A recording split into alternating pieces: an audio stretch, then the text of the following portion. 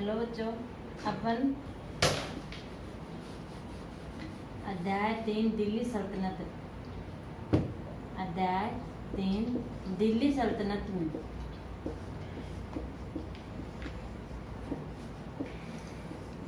दिल्ली सल्तनत के अंदर अपन जो शासकों का क्रम था कि किन किन शासकों का शासन रहा वो पढ़ा था।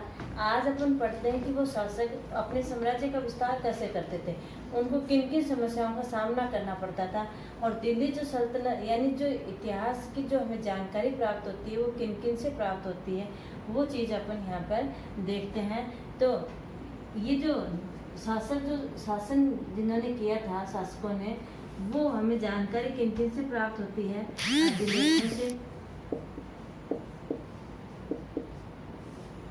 अभिलेखों, शीटकों, तारीखों से, ठीक है,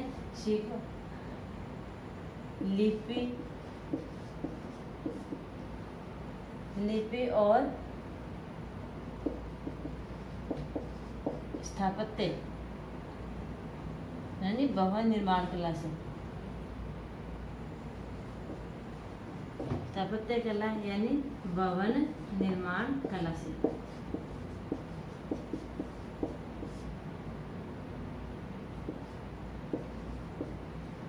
कला से, साहित्यिक स्रोतों से,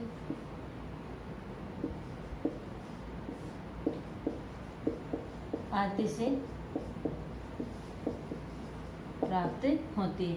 यानी ये जो शासक शासन करते थे उनकी जानकारी हमें किससे प्राप्त होती है? अभिलेखों से, उस समय के शासकों के द्वारा चलाए गए सिक्कों से, उन सिक्कों के ऊपर उनकी जो तस्वीर वो अपने बनवाते थे, या जो उन पर तारीख लिखते थे, वो जो अभिलिपियाँ लिखी गई थी, और स्थापत्य यानी जो भवन निर्माण कला जो बनाई गई थी किस समय के, और जो साहित्य लिखे गए थे, और कौन थे?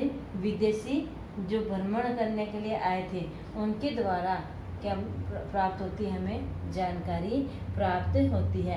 यहाँ पे आपकी बुक के अंदर इस तारीख को फारसी भाषा के अंदर क्या लिखा हुआ है? तवारीख लिखा हुआ है। यानी तारीखों को क्या लिखा है? तवारीख, जो क्या है एक फारसी भाषा का क्या है? ये शब्द है, फारसी भाषा का क्या है? ये शब्द है। और किसका है? ये तारीख का बहुवचन है। ये क्या है? ये तारीख का बहुवचन। ये तारीख का क्या है? बहुवचन है, जिसमें क्या है कि किस समय कौन से। अब देखो इस तारीख का जो काम था वो कौन कौन करते थे? तवारीख का काम लेखक, सचिव, जो शासक के दरबारियों के अंदर जो लेखक वगैरह, सचिव, और जो प्रशासक, कवि आदि के द्वारा, यानी ये जब सब क्या थे? सुशिक्षित व्यक्ति थे, आदि के द्वारा घटनाओं का वर्णन किया जाता था। के द्वारा घटनाओं का वर्णन किया जाता था। वर्णन किया जाता था। ठीक है, किन किन शासकों का शासन रहा, शासन की जानकारी हमें किससे प्राप्त होती है? ये जो तारीख है वो आपकी बुक के अंदर एक बहुत लंबी थोड़ी शब्द के अंदर थोड़ी सी बताई गई है कि तवारीख क्या है? फारसी भाषा का शब्द है, और जो तारीख का क्या है? बहुवचन है। ये जो कार्य करते थे, लिखने वाला कार्य, वो जो शासक होते थे उन शासकों के दरबार में रहने वाले दरबारी, लेखक, सचिव, प्रशासक, कवि आदि के द्वारा उन घटनाओं का क्या किया जाता था? वर्णन किया जाता था। शासकों को प्रशासन संबंधी क्या देते थे? वो सूचना देते थे। शासकों को क्या दी जाती थी? प्रशासन संबंधी, प्रशासन से संबंधित वो क्या देते थे? सलाह देते थे।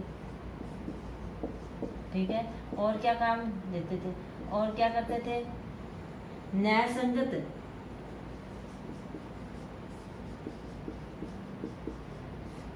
संगत शासन के महत्व पर, न्याय संगत शासन के महत्व पर क्या देते थे, वो बल देते थे, बल देते थे।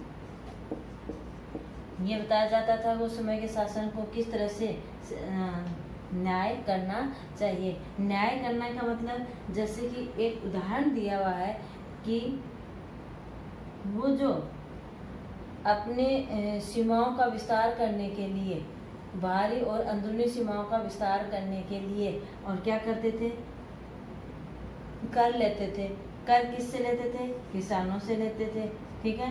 किसान और किसान वो वही किसान कर दे पाता था जो क्या हो, उन्नत हो, खुशहाल हो, ठीक है। अगर तो क्या है, उन्होंने बताया कि किस तरह से किसानों की देखभाल की जाए ताकि वो ज़्यादा से ज़्यादा क्या दे सकें, कर दे सकें। और कर देंगे तो वो सैनिकों का वेतन देंगे, और सैनिकों का वेतन देंगे तो सैनिक क्या करेंगे, वहाँ के क्षेत्र की क्या करेंगे, सुरक्षा करेंगे। इस प्रकार से वो न्याय संगत शासन के महत्व पर भी क्या देते थे, बल देते थे। फिर है जो तवारीख के जो लेखक होते थे, यानी तारीख लिखने वाले, तवारीख के जो लेखक होते थे वो कहाँ रहते थे, लेखक प्राय नगरों में रहते थे, गाँव में नहीं रहते थे, नगरों में रहते थे। इस बात का, और वो भी विशेषकर, नगर भी विशेषकर कहाँ था उस समय का, वो यानी दिल्ली के अंदर वो रहते थे। ये लेखक शासकों को जन्मसिद्ध अधिकार, ये जो लेखक थे वो शासकों को किसके बारे में सूचित करते थे, शासकों को जन्मसिद्ध अधिकार। क्योंकि कुछ जो शासक थे उनका ये मानना था कि हमें तो भगवान के द्वारा भेजे हुए भगवान का रूप है जो शासन करने के लिए आए हैं, कुछ की ये भी मान्यता थी। तो जन्मसिद्ध अधिकार, जन्मसिद्ध अधिकार और लिंग भेद, लिंग भेद आधारित, लिंग भेद आधारित आदर्श समाज, आदर्श समाज व्यवस्था, आदर्श समाज व्यवस्था बनाए रखने की सलाह देते थे।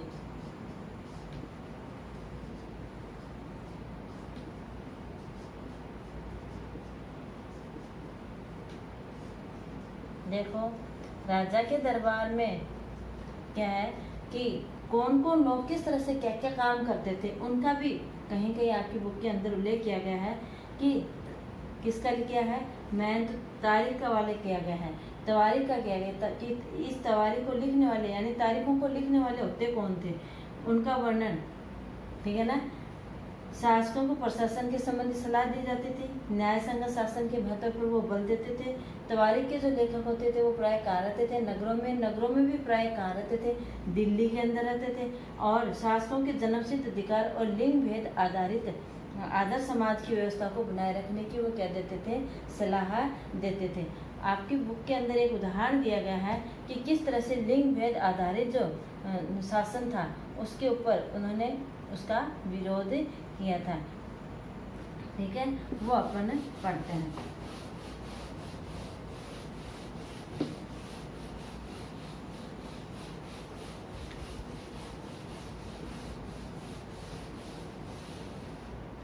उदाहरण देकर के बताया है कि किस प्रकार से,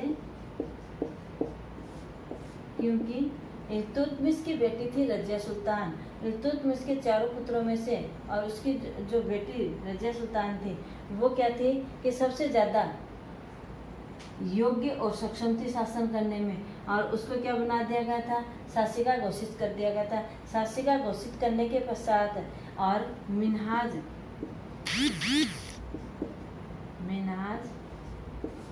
ए सिराज, मिन्हाज ए सिराज जो उसके दरबार में रहता था, दरबारी, उसने ये कहा कि इस चीज़ का क्या है कि ये गलत है, क्योंकि महिलाएं सिर्फ किसके लिए आई हैं, महिलाएं और क्या है स्त्रियां पुरुषों के अधीन होनी चाहिए, उनके अधीन रह करके कार्य करनी चाहिए। इस बात का उन्होंने क्या किया, विरोध किया गया। और वो फिर कितने वर्ष तक उन्होंने शासन किया, 4 वर्ष तक उन्होंने शासन किया। जबकि उदाहरण के लिए 1236 में सुल्तान इल्तुतमिश की पुत्री रजिया सुल्तान क्या बनी, सिंहासन पर बैठी शासिका बनी। अब इसके साथ से क्योंकि ये बनी क्यों बनी थी, क्योंकि इल्तुतमिश के जो पुत्र थे उन पुत्रों में से सबसे जो योग्य जो थी वो कौन थी, उसकी पुत्री रजिया सुल्तान ही थी। तो और वो शासिका बनने में क्या थी, सक्षम थी। 1240 में रजिया को क्या कर दिया गया, उस शासिका पद से वापस हटा दिया गया, क्योंकि मिनाज-ए-सिराज जो उसके दरबार में रहने वाला जो लेखक, उसका विचार ये था कि ईश्वर ने क्या बनाई है, आदर्श समाज की व्यवस्था बनाई है। और उसके अनुसार क्या है कि स्त्रियां, उसके अनुसार स्त्रियों को पुरुषों के अधीन रहना चाहिए, ठीक है, रहना चाहिए, जो रानी के इस शासन के यानी रजिया के इस शासन के विरुद्ध था, रजिया के इस शासन के विरुद्ध था। अब देखो ये बात कहाँ से अपन प्राप्त होती है, वही उनके द्वारा लिखे गए लेखकों के माध्यम से। लेकिन फिर भी रजिया ने क्या किया, इन बातों को, ये जो रजिया के विचार थे वो बिल्कुल मिनाज-ए-सिराज के विचारों से क्या थे, बिल्कुल विपरीत थे। अब देखो ये आपकी जो हमें जो जानकारी प्राप्त होती है उनके द्वारा, फिर जो सुल्तान जो थे वो अपने साम्राज्य का विस्तार करते कैसे थे, क्या ऐसी व्यवस्थाएं बना रखी थी जिससे कि वो, क्योंकि उन्होंने जब दिल्ली सल्तनत पे शासन करना शुरू किया तुर्की मुसलमानों के द्वारा, तो उन्हें अनेक समस्याओं का भी सामना करना पड़ा। कभी उन्हें क्या है कि उभरते हुए अनेक राजपूतों के शासन से चुनौती मिलती थी, कभी अरब कंट्री आने वाले जो मंगोल जो थे, मध्य एशिया से आने वाले जो बर्बर जाति मंगोलों से उन्हें सामना करना पड़ता था। कभी उन्हें अपने क्षेत्र का विस्तार करने के लिए मौसम खराब होने के कारण उनके जो आपस में संपर्क था वो टूट जाता था, या फिर दूरी बहुत अधिक होने के कारण उन क्षेत्रों में और उन पर नियंत्रण कर पाना क्या था, कठिन था। कभी उसे बंगाल से क्या मिलती थी, चुनौती मिलती थी, और कभी मौसम अधिक खराब होने के कारण जो बीच में नदियाँ वगैरह आ जाती थी वो पार नहीं कर पाते थे, और उनके कारण भी वो क्या है, उनकी सेनाएं या तो टूट जाती, या बिखर जाती थी, या वापस अपने क्षेत्र की ओर लौट जाती थी। तो इसके कारण उन्हें अनेक चुनौतियों का क्या करना पड़ता था, सामना करना पड़ता था। अब देखो दिल्ली सल्तनत का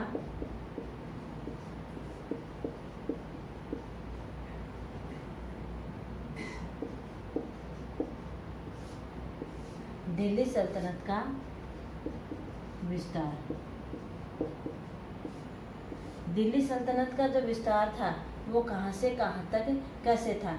अब देखो उन्होंने एक वर्ड आता है आपकी बुक के अंदर, गैरिसन शहर।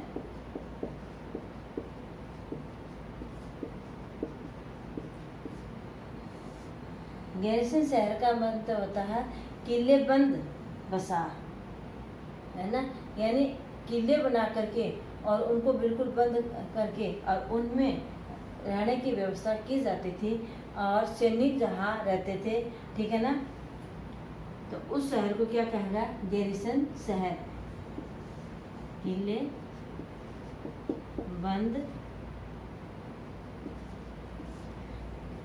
किले बंद बसाव जहाँ सैनिक रहते थे, क्योंकि सैनिकों की सुरक्षा भी जरूरी थी, सैनिकों का विस्तार भी जरूरी था, तो उन्हें कहा किले बंद शहर के बसाव रखा जाता था। और क्या किया है, 13वीं सदी के प्रारंभिक वर्षों में, 13वीं सदी के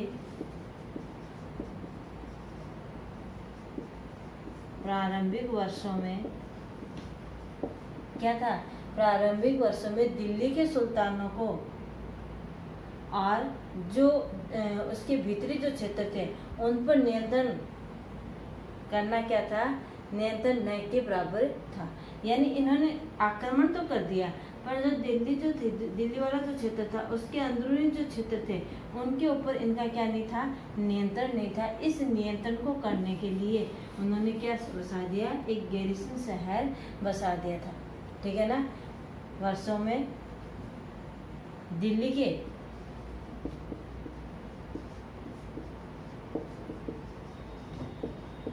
भीतरी क्षेत्रों में, दिल्ली के भीतरी क्षेत्रों में सुल्तानों का नियंत्रण न के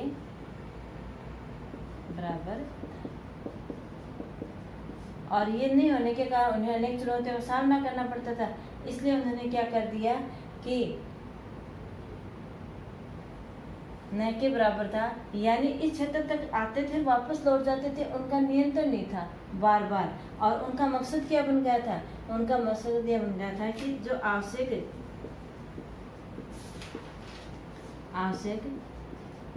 रसद सामग्री, जो आवश्यक रसद सामग्री व्यापार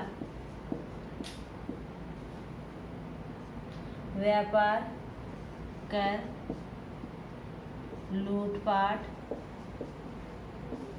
लूटपाट आदि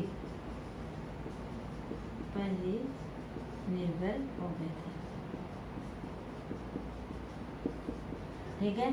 यानी जब 13वीं सदी के प्रारंभिक वर्षों में ये जो सुल्तान आने लगे थे, ठीक है, आने के समय में, और इनका क्या था, भीतरी क्षेत्रों के ऊपर क्या था, नियंत्रण नहीं था। भीतरी क्षेत्रों पर नियंत्रण नहीं होने के कारण ये इनकी आवश्यक जो सामग्री थी, इनको जो हाथ चीज आती थी वो ही वहाँ से लेकर के लौट जाते थे आते, और उसी चीज़ से कुछ व्यापार करने के लिए उनसे कर ले लेते थे, लूटपाट करते थे आदि पर वो निर्भर रहने लगे। और उसके पश्चात उन्होंने धीरे धीरे और क्या बसा दिया, एक गैरिसन शहर बसा दिया जहाँ पर उनके सैनिक सुरक्षित रूप से रह सके। दूसरा क्या था, इस गैरिसन शहर को बसाने का कारण कि मौसम क्या रहता था, खराब, और मौसम खराब होने की वजह से मौसम खराब रहता था।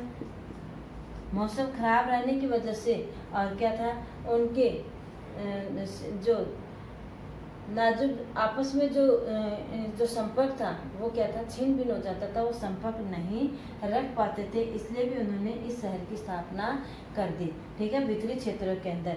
और शासक को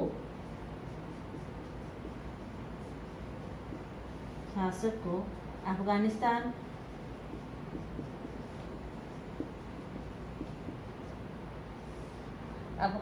से आने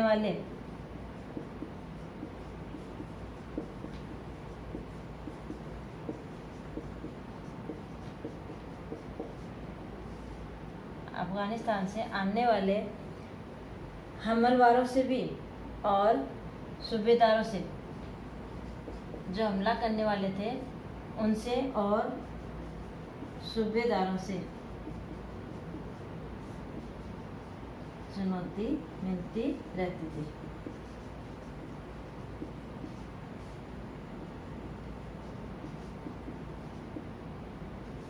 देखो, प्रारंभिक में तो जब वो आने लगे तब उनका नियंत्रण जो था वो न के बराबर था। फिर वो क्या करने लगे, जो कुछ उनको हाथ में आता है या व्यापार करने के लिए ये देखते कि भाई व्यापार कर लेंगे, यहाँ पर आकर के कुछ व्यापार की दृष्टि से वहाँ रहना शुरू कर देते, कुछ लूटपाट करते थे, इनके ऊपर वो निर्भर रहने लग गए। और यहाँ रहते रहते फिर क्या किया उन्होंने, इस शहर की स्थापना करने। और दूसरा कारण था कि खराब मौसम रहता था जिसके उनके संपर्क टूट जाते थे।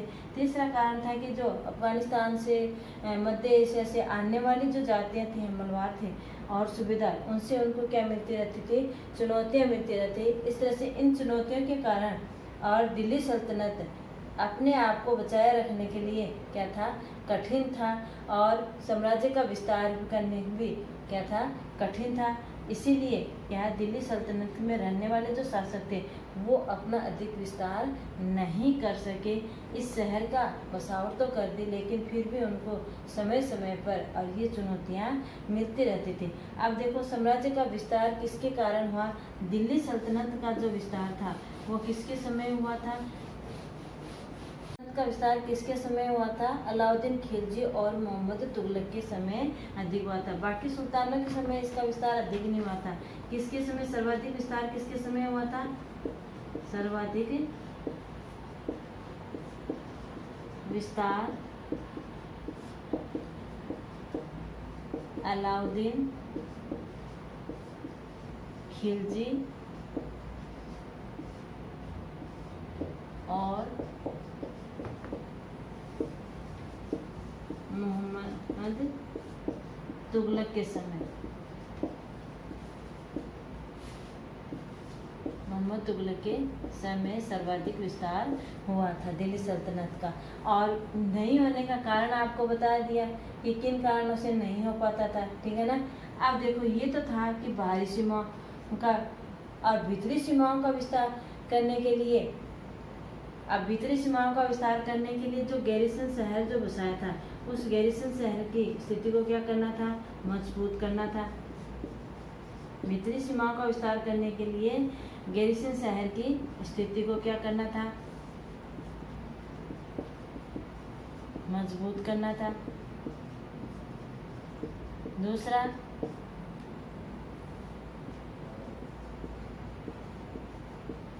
सैनिकों का विस्तार। सैनिकों का विस्तार करने के लिए दो आब गंगा यमुना के दो आब क्षेत्रों में क्या की गई, वृद्धि की गई। गंगा यमुना के दो आब क्षेत्रों का विकास, यानी किसानों को उनकी जमीन देकर के विकास, किसानों को उनकी जमीन देकर के और अधिक से अधिक क्या किया गया, अनाज का उत्पादन करने पर बल दिया, ताकि उनसे उन किसानों से वो क्या ले सकें, कर ले सकें। उन किसानों से क्या ले सकें, वो कर ले सकें। और इस कर का जो हिस्सा आता था, यानी जो पैसा आता था, वो किसके विस्तार में लगाया जाए, सैनिकों को सुविधा के लिए दिया जाए, ताकि सैनिकों का सबसे अधिक क्या हो सके, विस्तार हो सके। यानी गंगा यमुना दोआब क्षेत्रों का क्या किया गया, उन जंगलों को साफ कर दिया गया।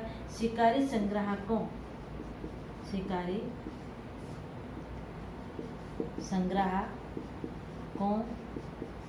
तथा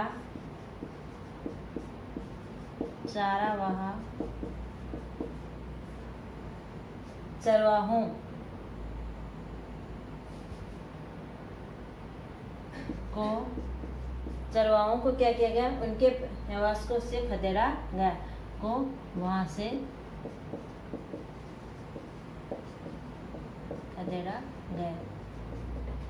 और क्या किया गया, कृषि कार्य को उन्होंने क्या दिया, प्रोत्साहन दिया गया, ताकि वो क्या कर सके। दो आब का मतलब होता है जहाँ दो नदियाँ आपस में आकर के मिलती है, वो जो बीच का जो क्षेत्र होता है उसको क्या कहा जाता है, दो आब कहा जाता है। ये दो आब जो होता है वो क्या होता है, उपजाऊ अधिक होता है। ये जो क्षेत्र होता है वो उपजाऊ अधिक होता है, इसलिए इस क्षेत्र का क्या किया गया, विकास किया गया, ताकि किसान वहाँ से अधिक कृषि का उत्पादन करें, और उस कृषि का उत्पादन करने से और उनको अधिक से अधिक क्या मिले, कर मिले, और कर को उस पैसे को कहाँ लगाएं, वो सैनिकों के विस्तार के लिए दिए हैं।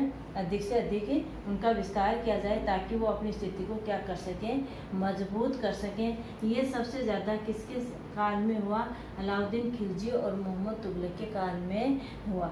ठीक है, इतना आपको अब समझ में आया होगा कि दिल्ली सल्तनत का विस्तार की जानकारी हमें कैसे होती है, और उसका साम्राज्य का विस्तार किस प्रकार से उन्होंने किया। बाहरी क्षेत्रों को और भीतरी क्षेत्रों का विस्तार करने के लिए उन्होंने, वहाँ के सुल्तानों ने क्या क्या तरीके अपनाए, ये कुछ एक दो आपके उदाहरण के द्वारा समझाया गया है आपकी बुक के अंदर। अगर आपको फिर कहीं समझ में नहीं आए तो आप कमेंट बॉक्स में लिख कर से मेरे से पूछ सकते हो। धन्यवाद।